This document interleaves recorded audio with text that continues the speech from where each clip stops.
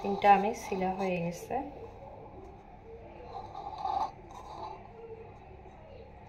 এখন এগুলো আমি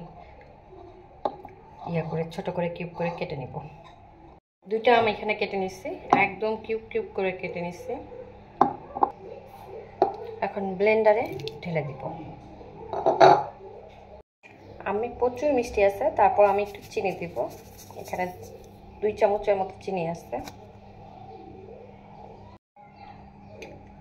এখন দিয়ে দিব জাল করা ঘন দুধ, গাভীর দুধ।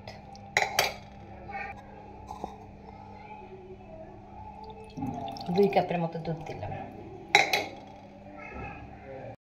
এখন ঢাকনা লেগে খুব ভালোভাবে ব্লেন্ড করে নিব।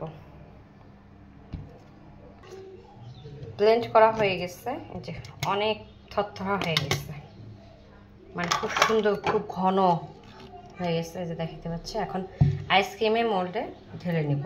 এখন এটা আইসক্রিমের 6টা আমি এটা সবগুলো খুলে নেব।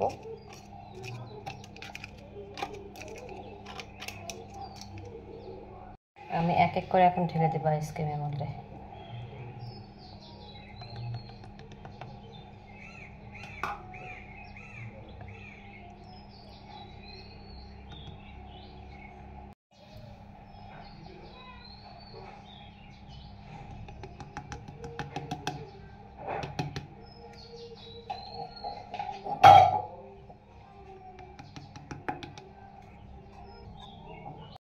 এক এক করে লাগাই দেব।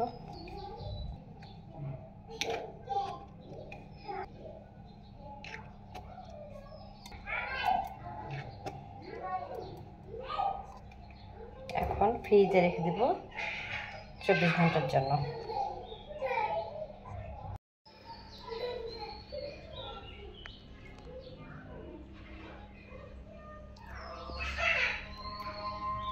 এই যে আইসক্রিম হওয়ার আগে আমার মেয়ে খেয়ে শেষ করে দিচ্ছে, মানে একটু জমাট ভাসছে, সে খাওয়া শেষ। এখানে মাত্র এখন 2টা আছে, এটার অর্ধেক খাওয়া শেষ।